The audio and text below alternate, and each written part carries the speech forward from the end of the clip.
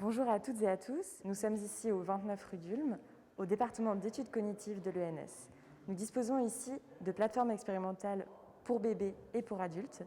Nous allons vous présenter la plateforme BabyLab au rez-de-chaussée, la plateforme expérimentale du sous-sol et du second étage et différentes expériences que nous faisons ici.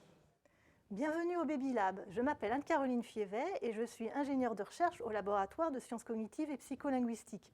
Plus particulièrement, je suis ce qu'on appelle une BabyLab Manager, c'est-à-dire que je m'occupe de coordonner la plateforme expérimentale qu'est le BabyLab, qui teste des bébés et de jeunes enfants. Mais au fait, qu'est-ce qu'un BabyLab ? Un BabyLab, comme je viens de le dire, c'est une plateforme expérimentale qui reçoit des familles pour mener des recherches en sciences cognitives avec des bébés et de jeunes enfants à peu près jusqu'à 3 voire 6 ans.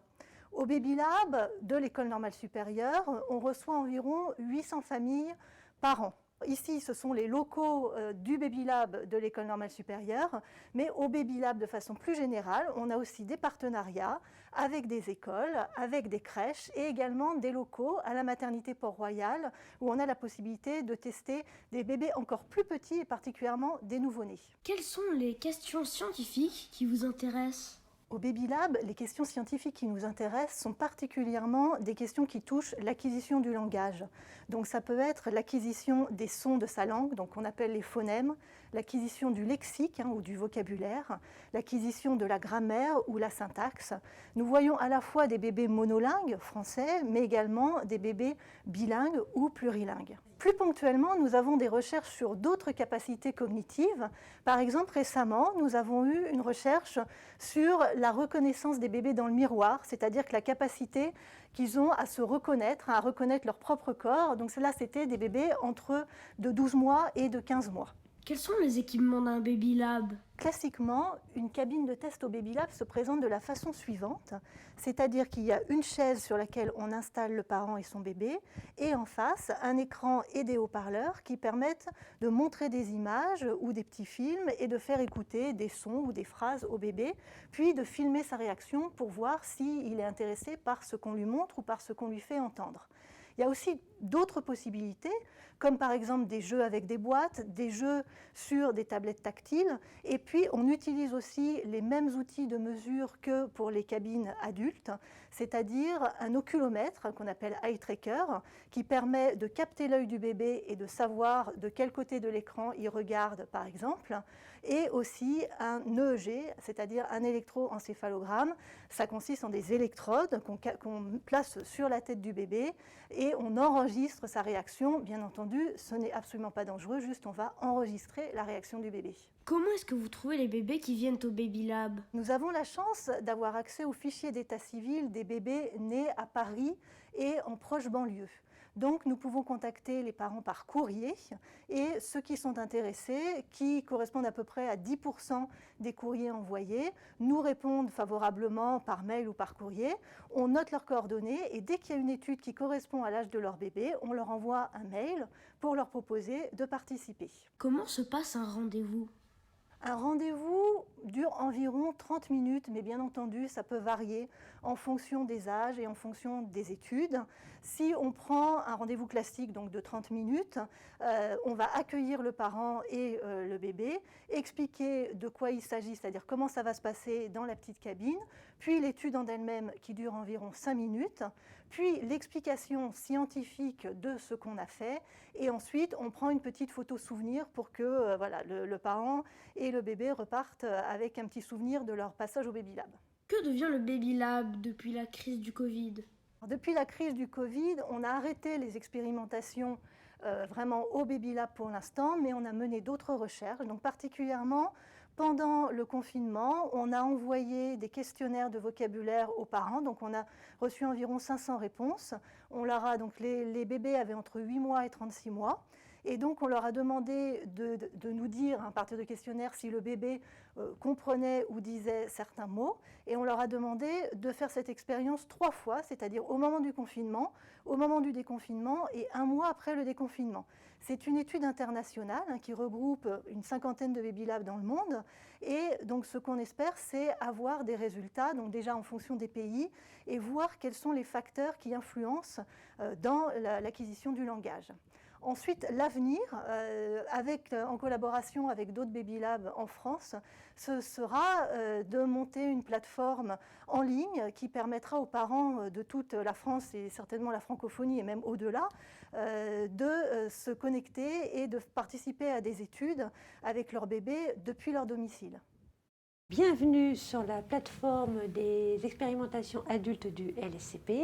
Donc, je me prénomme Isabelle et je suis la responsable de cette plateforme. Elle a été créée donc en 2005 et lors de mon arrivée en 2008, on a décidé de la développer, de la faire connaître et de mettre des procédures administratives et éthiques en route. Elle se compose de 5 cabines. La première, qui est ici, qui est dédié essentiellement à un eye tracker. Vous en verrez une démonstration plus tard sur les cabines du 2e étage qui sont en commun au département. Puis, des cabines simples pour des expériences qu'on appelle type comportementale. Alors, une expérience, c'est très simple. La personne est assise sur une chaise face à un écran. Elle va entendre ou voir des choses et à l'aide du clavier, elle devra y répondre. Il n'y a pas de bonne ni de mauvaise réponse, dans le sens où ce qui nous importe, c'est le ressenti de la personne, son ressenti spontané. Avec les nouvelles normes sanitaires dues au Covid, le port du masque est obligatoire, il y a du produit pour se nettoyer et se désinfecter les mains, les claviers, souris et ordinateurs sont recouverts d'un film transparent que l'on charge entre les participants, une housse de chaise aussi jetable. Et lorsque la personne part, il y a une poubelle à l'extérieur dans laquelle elle peut mettre son masque pour éviter toutes sortes de contaminations. On recrute les gens sur une grande base de données qui est située dans un autre service qui s'appelle le risque. Les gens s'inscrivent dessus. Après, on les contacte que par mail.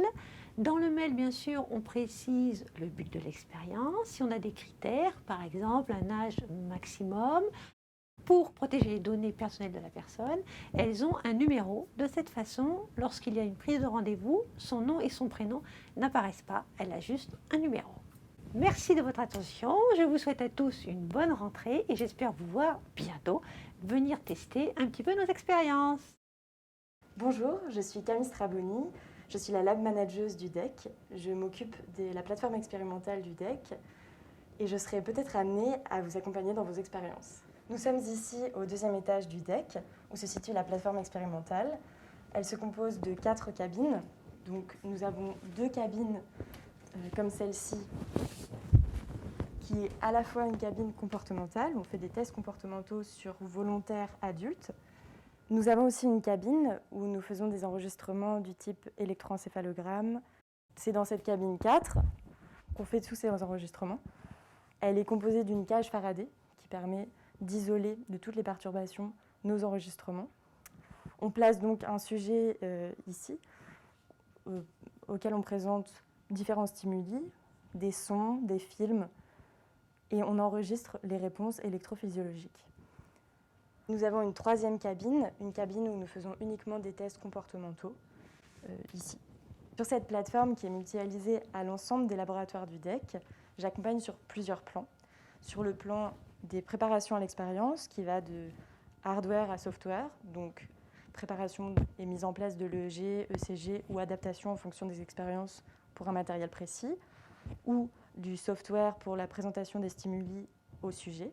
J'accompagne aussi les demandes éthiques auprès de comités d'éthique qui dépendent des projets en fonction du public testé et des données collectées, déclarées auprès de la CNIL. Les cabines sont réservées aussi via un site internet où il y a le planning commun pour toutes les cabines, pour tous les laboratoires.